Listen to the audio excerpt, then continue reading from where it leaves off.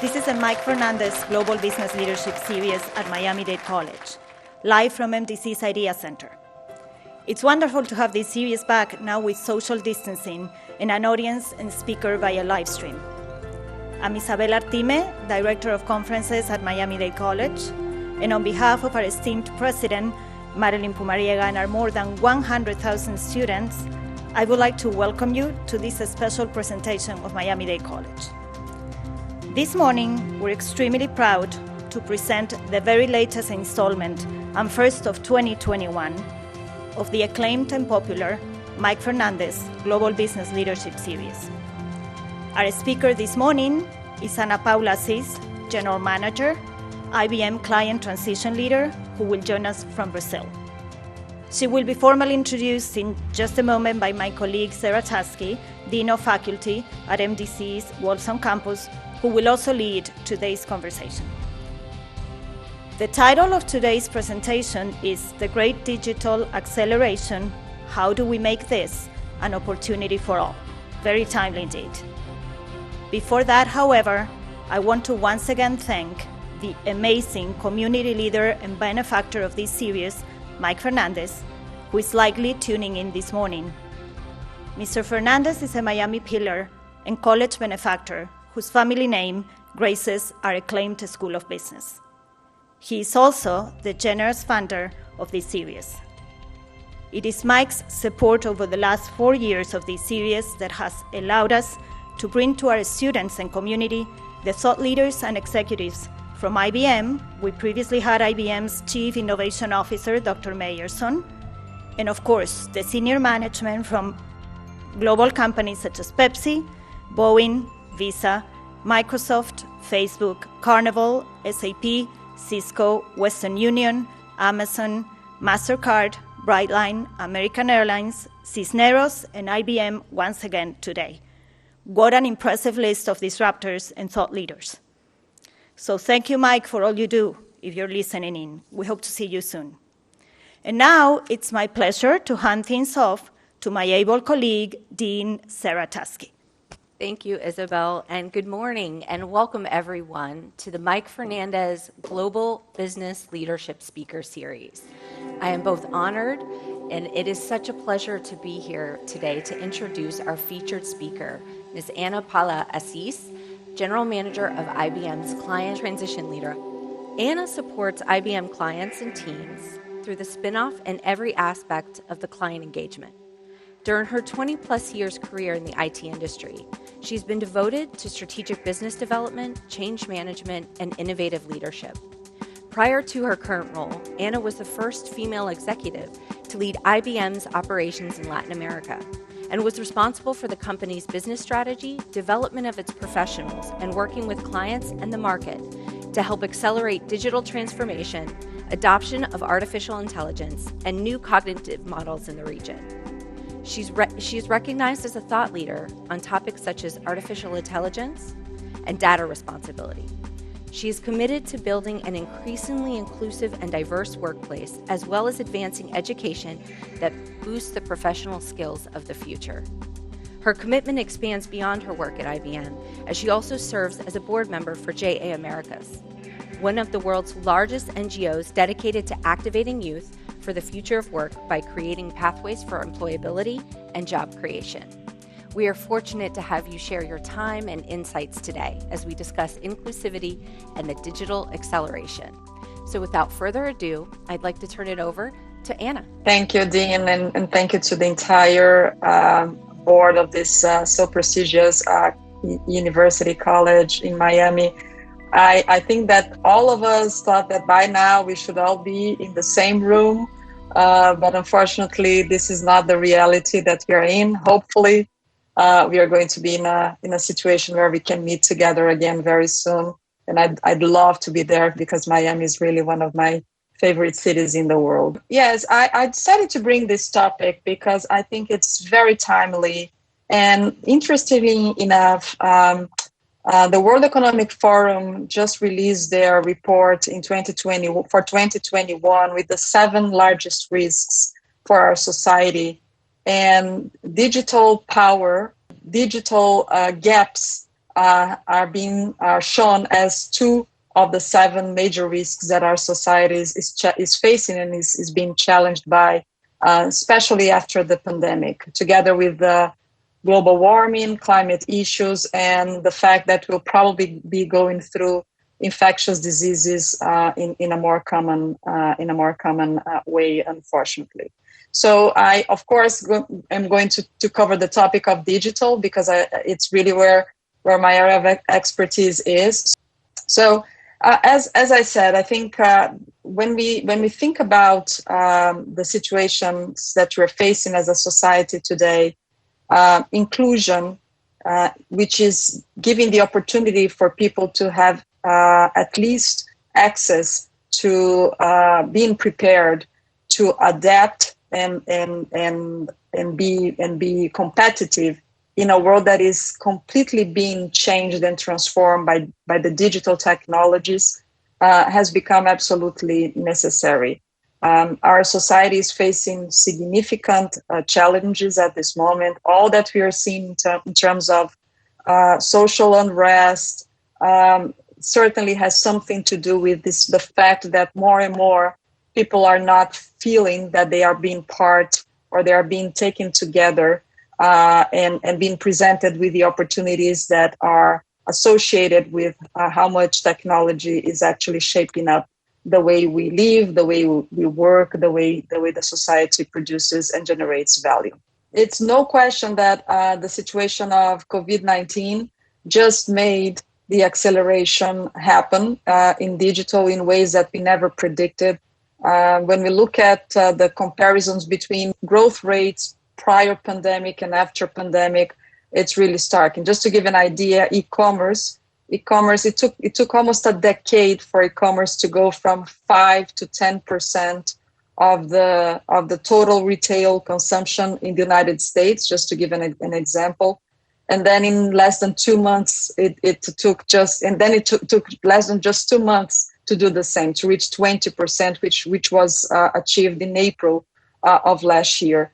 So this gives an indication of how much the technology became pervasive and part of pretty much everything that we do today in our lives. So let's start with inclusion, because I think there are a few dimensions that are important for us to take into consideration. Let's start with gender and why gender is so important.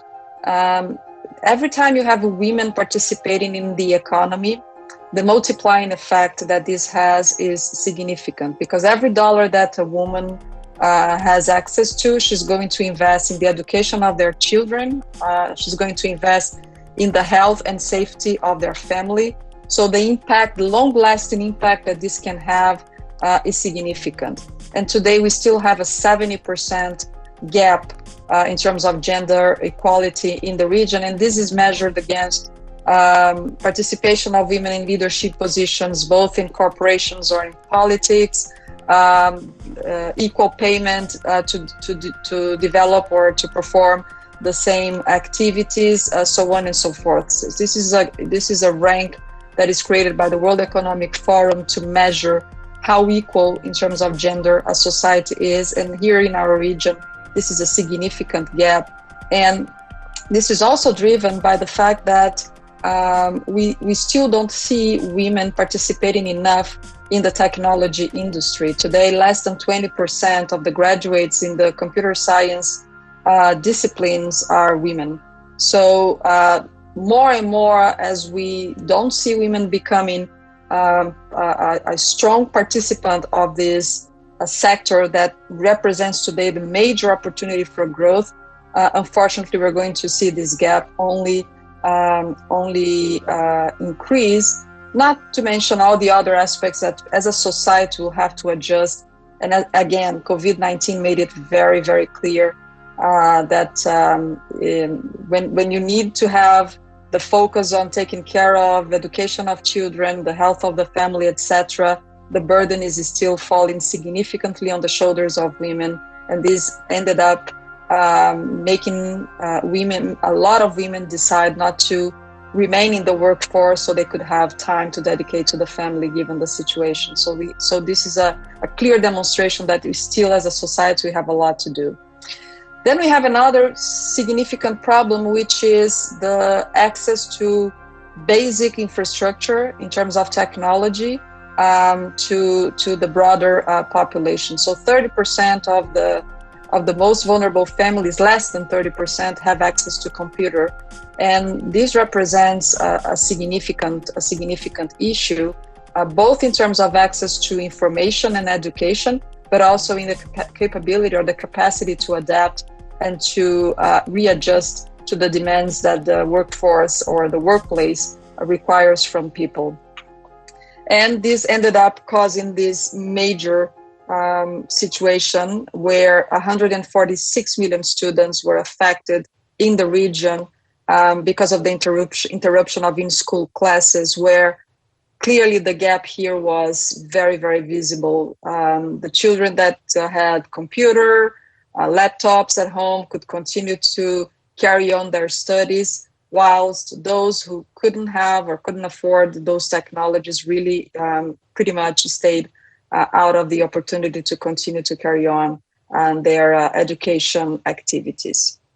Now, what is this so-called digital acceleration that we're talking about? How does it impact, right, the economy? So the predictions that we had for last year was that 40% of the major companies in Latin America would have implemented their digital strategy. I think this number, when the reports come for 2021, are going to look significantly higher, because one of the major aspects that was not allowing companies to evolve their digital implementations or their digital initiatives was very, very much tied to culture, right? I mean, companies that really found making the shift, making the change very difficult. And this imposed as a huge barrier for companies to fully embrace digital. How many companies probably have gone through years assessing whether having a more flexible workplace would make sense, having people working remotely, at least for some portion of their work hours from home, if this would be possible or not. In many industries, this was completely inconceivable. And then in a matter of days, we had, for those jobs, right, that could be switched to remote work, in a matter of days, we had people working from home. And it was a massive dash. I can tell you, because I work in a company that provides services to the largest corporations in Latin America. And there were situations where, like in 72 hours, we had people working in shifts in order to configure VPN access services to like companies that had 3,000 people that they had to move from working in the office to working from home. So companies were not prepared, but they quickly adapted. So this was a great demonstration that the technology infrastructure is there, it's ready. It was not just being used, and it was not being used because of customs and culture that rapidly changed. And everybody says that necessity is the mother of all innovations and inventions, and that's a clear example of how something that totally disrupted our society completely shifted the way that we operate and we work. According to the IDC, by 2021, half of the regional GDP will be comprised of technology. So developing the skills associated with being able to use those tools and apply those tools to every profession must become a priority. It must become a priority from educational institutions. It must become a priority for the companies. So companies have a significant role in providing their workforce with the opportunities to reskill, and as individuals. So I think I always look at this not as a one throat to choke kind of problem to solve, but it has to be a consistent and shared responsibility among the among all the entities that share a responsibility in our society. Today, the gap is significant. We have almost 600,000 jobs that are not being fulfilled because we don't have the professionals prepared to take them. There are areas that are significantly problematic. Let's take cybersecurity, for example, which is an area that has become a focus for all the companies, particularly during the pandemic. Across the world, until the beginning of last year, we had a gap of about 3.5 million professionals. So we are now with this major dilemma or paradox where we have unemployment on one side, on one hand, and we have hundreds of thousands, if not millions, of opportunities on the other hand that people are not being able to capture because they are not educated and they are not prepared to apply. And that's why education really becomes, in my view, the answer and the way that we are going to address the problems that we are facing today. Look at the students. 70% understand that artificial intelligence will have an impact in their careers, but only 41% feel they are prepared for using it. So the challenge here is not only we need to ensure that people understand the importance of having the skills on those technologies, but also how do we prepare the people that educate these people to provide the skills and the curriculum, really, quite frankly, that will help these young students to perform properly when they go to the workforce. And at IBM, our point of view is that we believe in reskilling of all phases of life, starting at the first infancy, when you are still in the school, in high school, where the children will have to have access to those competencies. And quite frankly, this already happens. And one area that I think will have to enhance significantly is the area of soft skills, because not only we have to understand how to use technology, but we have to understand that the world is working in a very different way, where every day something new is happening, when you have to learn new skills at a velocity and at a capacity that is absolutely different from what we've done in the past. In the past, we pretty much defined, okay, this is the profession that I'm going to have, and that profession was for life. Now, on average, a person is going to change careers 2 or 3 times in their lifetime. So, and also there is very interesting statistics from the World Economic Forum that at every 5 to 6 years, 42% of the skills that you have acquired are no longer going to be useful.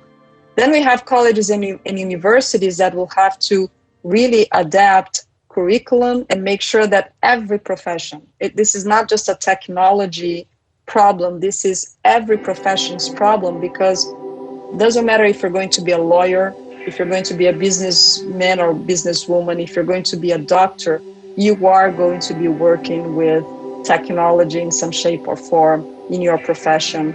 And it's no longer a statement for the future, it's a statement for now.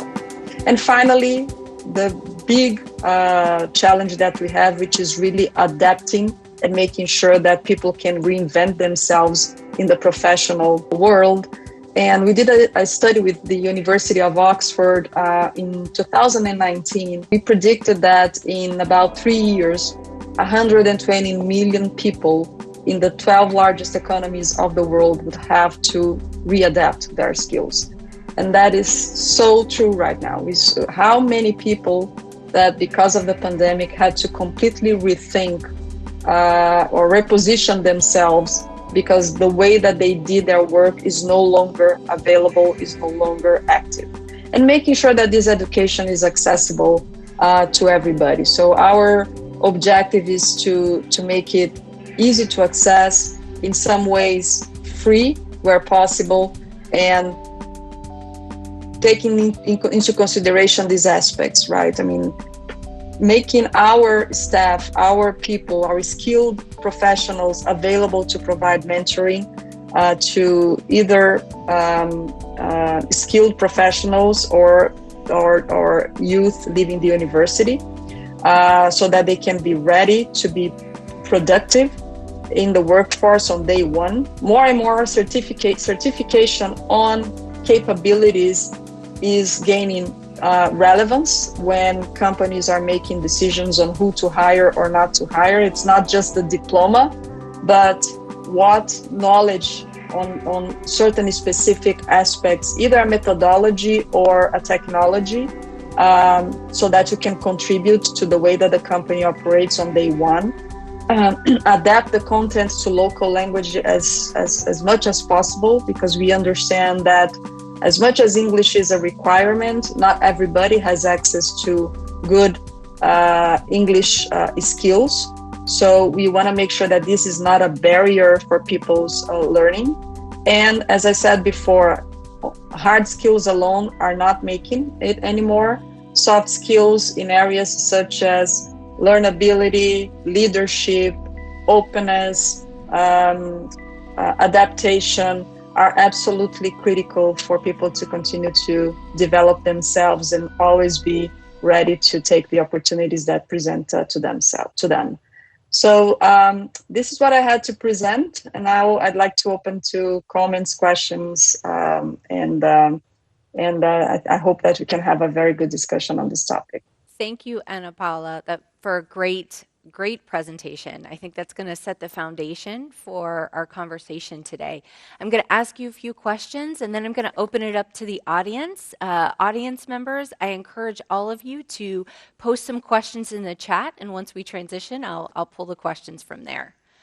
So jumping right in, you talked a lot about, a stark statistic for me was the jump in e-commerce.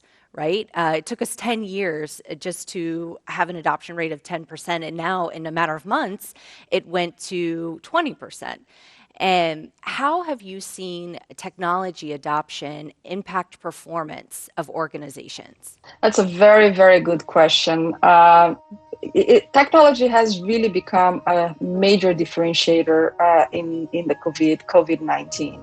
And what we saw is that for tech-savvy companies, their performance in terms of revenue growth was 6 percentage points above the average of their peers across the board. Yeah, but it's very interesting to see that it changes depending on the industry. And I think it also has a lot to do with how the pandemic impacted the demand in the different industries, right? So if you go for the auto industry, this impact was only 3 percentage points between the tech-savvy and the non-tech-savvy companies. But when you go to retail, which we talked exactly at the beginning of this talk, the difference is 16 percentage points, right? So think about like an average $1 billion company that represented a premium of $1.6 billion of revenue in less than 1 year compared to their not tech-savvy peers. So I think it's fair to say that across the board, and we visited 18 industries, and in 12 out of these 18 industries, we saw this phenomenon that the companies that had adopted technology and knew how to use technology were the ones that managed to better perform in this pandemic. And what are some of those technologies that you're seeing that are supporting that success? Yeah, it's interesting to see that there was a shift during the pandemic in terms of the mix of technologies that are making the difference for the companies. So mobile has become number one by far. Then we had cloud, so companies more and more adopting cloud infrastructure in order to get a more resilient and a more flexible infrastructure for that technologies, and artificial intelligence. So on average, what we saw is that for the outperformers, 74% of those companies used some form of hybrid cloud infrastructure in order to create the new technologies that they needed to make available to support the moment that they were going through. And 6 out of 10 companies used artificial intelligence to improve the client experience. Wow. So it sounds like artificial intelligence is up there. But you mentioned that most companies that you've been working with use a mix. So is there a recipe for success? I think the recipe for success is making sure that you decide for an architecture that is open in the sense that it can connect with multiple technologies in an easy way, and that you can have the flexibility to move your applications to where they are going to perform the best. Point number 2, make sure you are taking good care of your data, because the data is the source for a good AI. And finally, security, and making sure that you have good risk management practices in place in a world that is becoming more and more digital, more and more open and collaborative. You got to make sure that your security capabilities are in shape. Otherwise, you're going to be risking the company and the data of your customers. Since the pandemic, have you seen this technology adoption change the way businesses are run? Yeah, I saw significant changes, and primarily because of the changes that we ended up seeing in regulation, quite frankly. Let's take health, right? Health, there were many regulations in place preventing us to use telemedicine, right? You couldn't pretty much exchange data on a platform, anything that a doctor would give to you in a way that is not in an office with a paper printed and a stamp on would have no validity. And all those things fell through when the only way to do it was through, digital. And this created a massive change in the health sector, where they had to accelerate digital technologies to support their clients, to support their patients. They had to become much more nimble in terms of releasing new solutions, because it had to be done in a very, very quick way. Even think about it, like scheduling appointments for people to go take their COVID exams, right? I mean, imagine if you had to do all this through a call center in a way that was like a direct service. So, and this is a very interesting point, because what we saw was a proliferation of digital assistants in a speed that we never thought would ever become reachable, because it would be impossible to address all the demands that became part of our day-to-day lives with the typical way that we used to do with like a personal or a person actually meeting or answering those questions and fulfilling those requests. So yeah, I saw a significant change, particularly on the front office of the companies. Of course, remote work brought a lot of changes to the way companies operate. I'm seeing organizations operating in a more asynchronous way, meaning, right, you send something to someone knowing that probably this is not going to be attended immediately, but it's going to happen when the person makes itself available. And this is something that we were very used to work with at IBM, because we are a global force and we have a lot of these follow the sun types of projects where I'm going to send something to someone that I know is sleeping at that time. But asynchronicity has become, in my view, much more accepted. And I think this gives a lot of opportunities, because this model or this way of operation that we had before, where everybody had to be co-located at the same place to deliver an outcome, certainly poses some challenges for some professionals. When we proved that it was possible to achieve the same outcome in a way that you can compartmentalize the activities and execute them in a way that is asynchronous, showed that much more flexibility can be given to the workforce. So speaking of the workforce, you mentioned in your presentation that the infrastructure for this technology adoption is there. It's just the culture and the people just hadn't moved toward it, right? Whether it's the clients or the organizations themselves. How do you think this rapid acceleration, the asynchronicity of work, flexible work environments is going to impact organizational culture? This is probably the topic that is now on the number one priority list of every CEO, because you really have to completely reimagine the culture of your company, knowing that people will not necessarily be in the same building, in the same location all the time anymore. So a couple of things that I think are important to take into consideration. First, people want leadership that is empathetic and humane, more and more. Companies have to be sensitive and open to the needs of their people. I think most of the reactions that we saw from CEOs really positioning themselves in activities like Black Lives Matter after all the incidents that happened in the United States was a proof that companies have become much more open and attuned to the realities of the communities that they are participating in. So I think that's one very important aspect to be taken into consideration.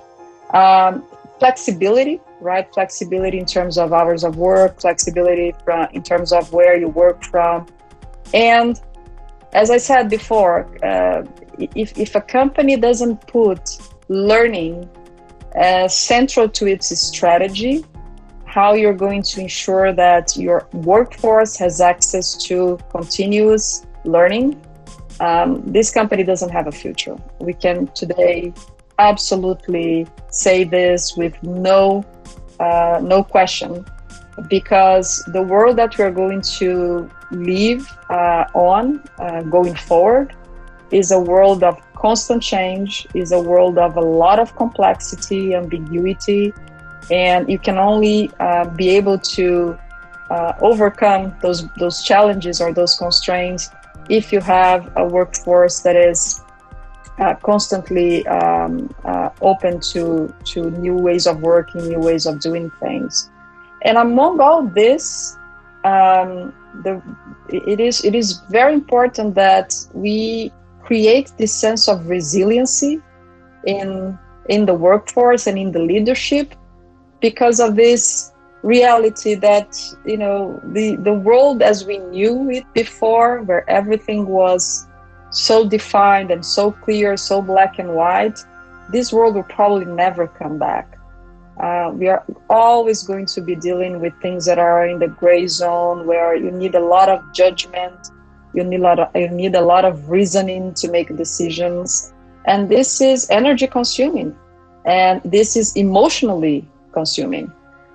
So more and more, we have also to see ways where people can take care of themselves, not only intellectually but also emotionally, and this is becoming probably another very interesting area where mental health took a very high priority in the agenda of organizational health overall, because we know that people have to be mentally fit to be able to cope with the challenges of our time. So looking ahead to the future, it's clear that the pandemic has had a profound impact in the way organizations conduct business and just the people themselves, the culture. But you'd mentioned for the future, the importance of credentialing, right? Being lifelong learners. What are some things that IBM is doing to foster that resiliency and that need? Yeah. So starting with what we do internally, we do have a platform that is called Your Learning, where each professional, each employee has a tailored track of activities that they need to execute in a given year. And we demand that people dedicate to education at least 40 hours of their year. Most of us do much more than that, and actually the averages are now above 80 if you look at the numbers across the world.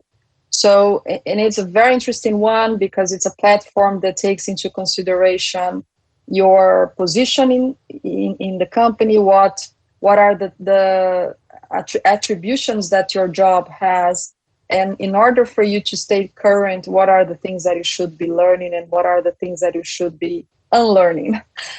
So it's really like a Netflix platform that is going to be giving you suggestions on what you should be focusing on to continue to be a professional of value to the company.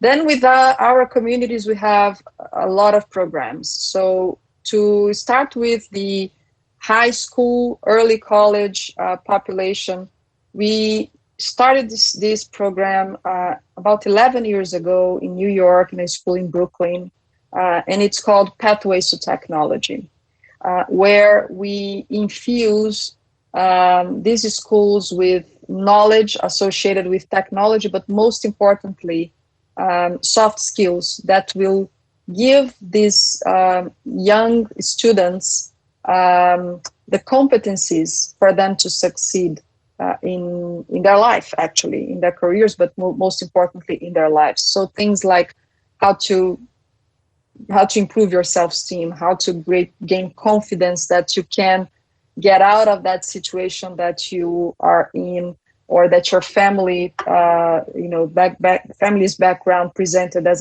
a challenge for you to progress in your life and in your career, etc. So it addresses these aspects as well, because what we've seen is that a great hindrance for people's development is their ability to believe in their own capabilities. So we enforce that very much in the program. And not only we provide a methodology, but we train the teachers in this program, and we also pair for each student in the class with a mentor from IBM. And this program is now open. We have made it available to many companies. Here in Brazil, for example, we did it in partnership with Volkswagen. So we adopted one school, they adopted another one. And this is now a program that has been rolled out in more than 20 countries around the world. And we also made a partnership with the institution Fé y Alegria in Latin America, with Fundação Bradesco in Brazil. And we're making now the platform digital. So we have now Open PTech, who is making many of this content and this information available for free, so that all communities can have access to the content that we have there.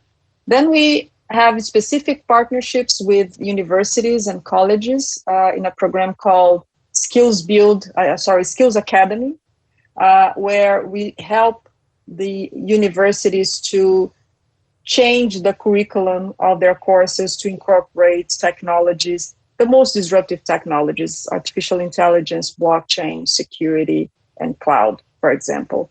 So overall, these are the programs that we have in place, but certainly IBM really, as part of its global citizenship programs, put a significant portion on education, because we understand that as a company that is influencing all this technology acceleration that we've been talking about, we have the responsibility to prepare the people to be competitive in this world and to provide the opportunities for them to succeed. So what advice for students that are in college right now do you have? Yeah, I will use here my 10 list of the list of 10 pieces of advice that I would give to somebody that is at college or about to graduate. So number one is stay foolish, stay hungry. This is Steve Jobs' very famous quote. And it has all to do with this whole notion of, a lifelong learner, never stop learning. Make sure that what doesn't work anymore, you forget so that you open room for new knowledge. Take risks and learn from the mistakes. So fail forward. Don't let failure discourage you. Learn from the failures so that you can succeed after. Be a problem solver. And be prepared to deal with a lot of uncertainty and complexity. Companies more and more want people that can help them solve these complex problems. Collaborate with others. It's a team sport more and more. You'll need to work with people from different backgrounds. So you have to have an open mind and be inclusive. Flexibility and adaptability. So change is the only constant. And recognize that when something is not working anymore, change it and move on. Leadership attitude. If you think you can bring a contribution, just do it. Don't wait to be asked. Everybody can be a leader in each of the roles that they play in a certain place or in a certain activity. Be ambitious, but also be humble. Aim high, but understand that you'll get there one step at a time. The journey is a destination. So learn and contribute as much as you can along the way. Bring the best version of yourself every day. You never know when the opportunity will show up. Done is better than perfect. Start with something, then improve until it's excellent. And always be grateful. So you'd mentioned it's the journey, not the destination. You've had incredible success in your career, a number of firsts, right? So what would you say has contributed to that success? I think that I am really, I have an insatiable desire to learn. That is a reality. And I think this kept me going forward and embracing the opportunities as they arose. And I was never afraid to take risks. So when, for example, I was invited to go to China to run our software business there, a country that I had never been before. I didn't know the language, I didn't know the people, I didn't know anybody when I arrived in China. To me, it was an example, right, of this embracing the new and embracing the opportunities to learn and to do something that is going to push you forward. And it was a perfect example, right, of taking a risk that at the end brought a huge reward, because it's what gave me the opportunity to expose myself to the company. And then when I returned to Latin America, I came back to run the whole region. I think that another aspect is I have always been blessed, and I think I call this luck, for lack of a better word, to be surrounded by great people that I could learn a ton from, people that gave me, the opportunities to challenge myself. Many times when the opportunities were presented to me, I was not ready at all. So I think having these people that, make the bets and take risk on you and give you the opportunity are people that I carry, in a very special place in my heart. And finally, I've always been a very good team maker, team builder. I don't believe that anybody can do anything by themselves alone. And I've always wanted to make sure that I brought the team together with me and that we were all part of something great.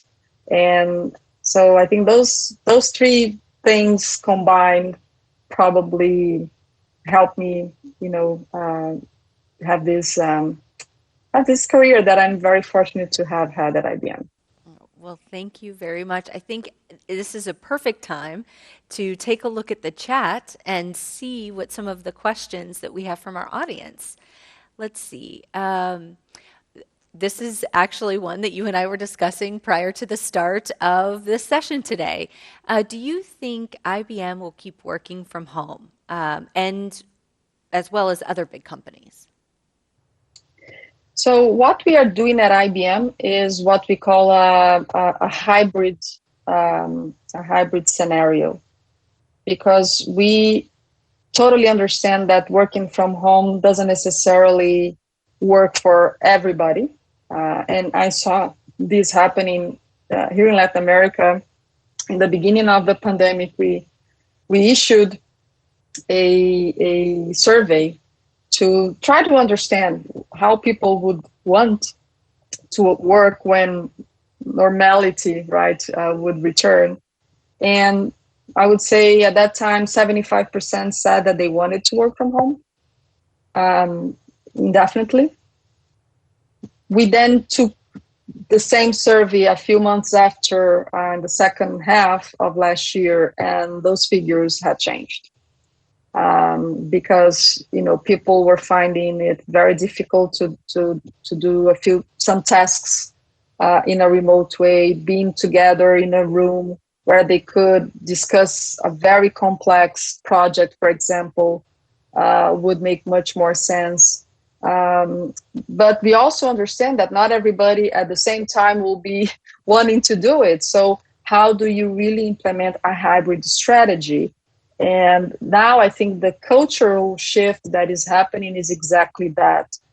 How you are mindful about the fact that some people are going to be remote and some people are not going to be remote.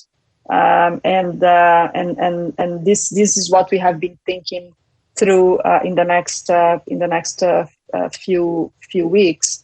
Now, until we have really a scenario of complete security in the sense that vaccinations prove themselves as a good way to prevent the disease and so on and so forth, we are still keeping a policy of, if you can work from home, continue working from home, and we are not encouraging or actually allowing people to go back to the office until they have a very specific reason to do so. We have, how important are partnerships between educational institutions and big tech companies for the digital transformation and performance of organizations?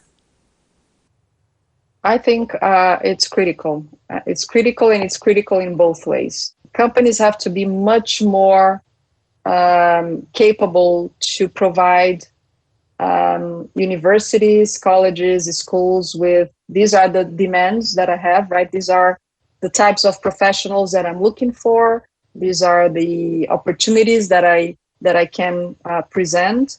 And the universities have to make sure that they are really embracing those changes and preparing the people, preparing their students to be effective in the workplace when they leave the university. So I think it's becoming much more clear that these partnerships are being reinforced, and that both sides have a significant impact to the success of each other going forward, because more and more universities will have to be able to prepare really people to be professionally capable, right? So I think it's absolutely a very important area for us at IBM, and I'm seeing a lot of companies on the same path. The image that struck out to me was the Netflix-style learning that you all have at IBM. What are some of the certificates or skills outside of the soft skills that we've talked about that you would say right now are in the most demand? Certificates around agile methodologies, because agile methodologies have become the way to develop projects, regardless if it's a software development or a car. So you got to understand agile if you are going to become, let's say, an engineer, for example. Cloud technologies have become absolutely critical, because most of the new applications that the companies are developing are growing in this architecture. Data, and data is for everything. It doesn't matter if you're going to be, I don't know, a teacher or an investor. You gotta know how to work with data. And cyber, if you want to develop a career in technology, and if you want to go to an area where the demand for skills is infinite, cybersecurity. So speaking of technology, and you talked a lot about the inclusivity, and at the start of your presentation, you are a woman in technology. In fact, you received your bachelor's in computer science, and the STEM That's fields right. continue to look to attract women. I mean, there's still a huge gap in the area. With this digital acceleration, how do you see that changing, or do you see it changing at all? I think we have a lot of work ahead of us to make this industry attractive. A very interesting anecdote, right? So until the 80s, from the 60s to the 80s, the participation of women in computer science disciplines just increased. In 1980, 40% of the graduates were women. And then we had a fall off, right? I mean, then this thing completely changed, because there are some studies that point to a problem that was created by the way that people were assessing professionals to work in those careers, and they decided to take a psychological behaviorist type of assessment that basically looked at people of how they introvert they were, how shy they were, how nerdy they were, and so on and so forth, and not really taking into consideration the analytical capabilities, the logical and reasoning capabilities, which are really very important characteristics that you want from any person working in the technology industry. And this ended up moving women away from the profession. So this goes to say how bias can really have an impact on the decisions, right? So I think we have to restore that. We have to make sure that the overall in the society, women that choose, STEM are seen the same way, and that these careers are really for women. And I think this is a work that school plus families can have. I myself decided to take a degree in computer science because my father, when he saw that I had the interest in it, he bought me a computer. He hired a tutor when I was still a teenager. I think that these things make a significant impact. And as a society, we have to encourage more and more women to participate in those professions. So this is a question from Diego.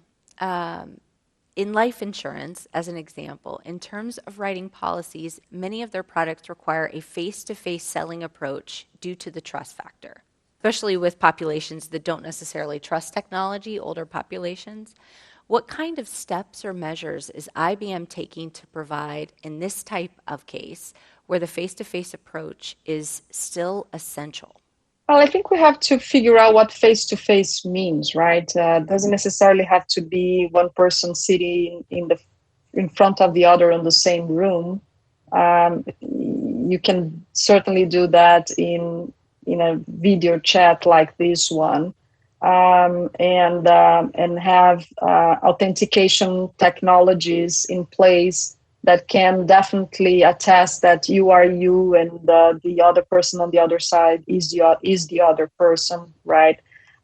Digital signature capabilities implemented in your workflow to make sure that the person that actually provided the agreement is the person that is entitled to do so, right? So I think more and more we are having technologies that can automate this workflow on one hand, but also even in remote situations demonstrate that the two persons were the ones that should be, right? One thing that we have been extremely careful right now is the use of face recognition for security surveillance. This is an area where IBM really decided to put some of the technology development on hold until all the legislation in different parts of the world start to have clear rules of how the data gathering to create those technologies is effectively put in place. Because one of the issues that we have so far when you put like facial recognition technologies out there, the databases that you're using are probably not inclusive enough. They are not taking into consideration different different races or features or aspects, and these end up creating very biased algorithms that will certainly recognize a person, let's say a person of color, as a criminal because of the bias, right? So until we have those things fixed, we are putting a hold on the facial recognition technologies. Yeah, I know that there's been a lot of issues with bias, exactly as you've stated, with the facial recognition technology.